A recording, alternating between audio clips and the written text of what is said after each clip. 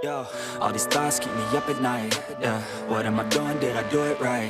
Yeah, all these thoughts keep me up at night. Yeah, I can't think straight, need the light. I need to breathe, get me up and out of this sheet. Sa pag-workout pa lang, maaari ka ng pumayat o magtunaw ng taba.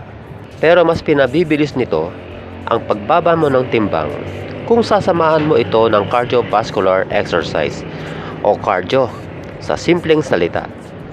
Maraming klase ang cardio exercise gaya ng running, jogging, swimming, biking, walking at iba pa.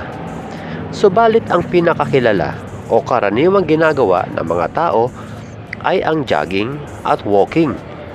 Bakit nga naman hindi? Kahit nasaan ka, maaari mong gawin ang mga ito.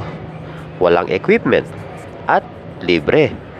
Pero kung ang pag-uusapan ay ang mabilis na pagpayat ng isang tao, walang duda na jogging ang panalo kesa sa walking. Ito ay dahil mas mahirap gawin ang pagtakbo. Mas hihingalin ka rito. Mas mabilis ang pagtibok ng puso mo. Dahilan upang mas maraming calories ang masusunog mo kumpara sa walking. Pero sa bidyong ito, ipapaliwanag natin kung bakit mas mabisa ang walking kaysa sa jogging pagdating sa pagpapapayat. Bago yan, kung ikaw ay bago pa lamang sa channel na ito, huwag kalimutan mag-subscribe, like, and share. At pakiclick mo yung notification bell upang lagi kang updated sa aking mga videos. Tumatanggap din ako ng online coaching. Kung interesado ka, message mo lang ako sa Facebook. Thank you! Karamihan sa mga nagpapapayat, gusto yung pinakamabilis na proseso upang sila ay pumayat. Kaya naman, mas pinipili nilang gawin ang jogging. Tandaan niyo mga kaprakti, sa pagpapapayat, hindi ito dapat minamadali.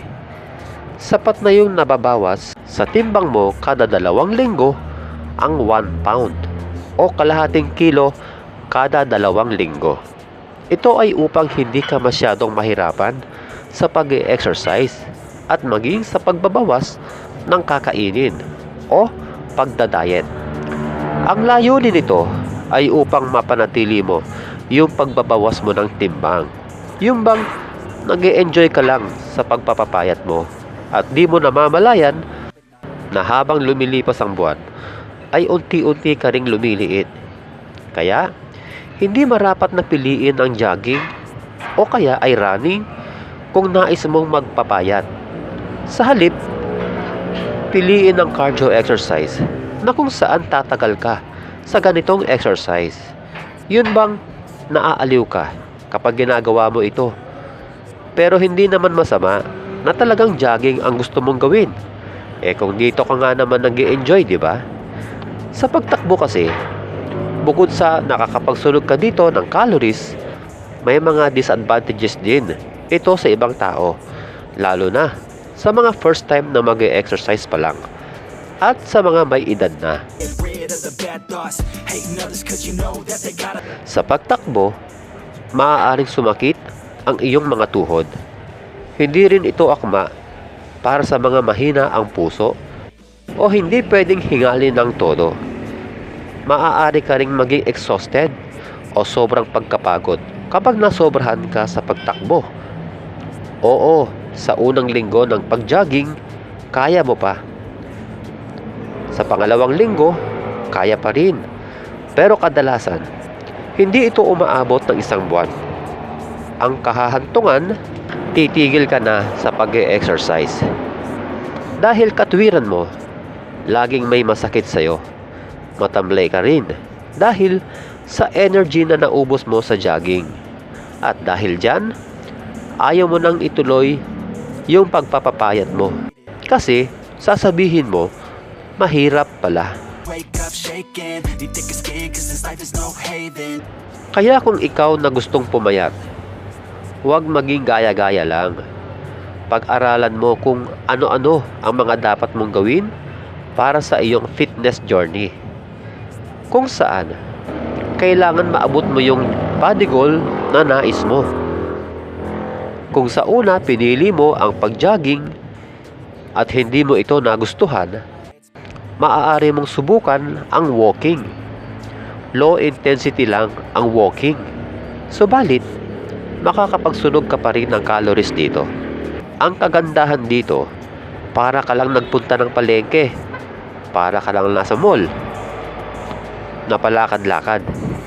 Ibig sabihin, hindi ka mahihirapan dito. Hindi ka man hingalin gaya sa jogging, subalit nakakapagsunog ka rin ng calories dito nang walang kahirap-hirap. Kaya nga minsan dapat 30 minutes lang sila na maglalakad. Hindi nila namamalaya na mag-iisang oras na pala sila sa paglalakad dahil nga na-enjoy nila ang exercise na ito. What am I doing? Did I do it right? Yeah, all these thoughts keep me up at Oo, mas mabilis ka ngang papayat sa jogging. Pero, mas marami kang titiisin. Yung pananakit ng katawan, pagod, at iba pa. Pero hindi mo naman pala kayang tagalan ito. Samantalang sa walking, mabagal man ang pagpayat mo, kung saan mas inirerekomenda ito ng mga eksperto. Ang pinakamahalaga dito ay na-enjoy mo ang iyong ginagawa. At dahil dyan, ang pag-exercise gaya ng walking ay magagawa mong habang buhay na gawain. Papayat ka at mapapanatili mo pa ang iyong timbang sa exercise na ito. Siyempre, kaakibat nito, pagbabawas ng calories na ipapasok mo dyan sa iyong katawan o tinatawag ding calorie deficit. O paano mga kaprakti? Hanggang sa muli, God bless! I don't really think I understand this world now. Got my head spinning round in a circle. Everybody lacks what they need internal, so they compensate with everything external. Not trying to throw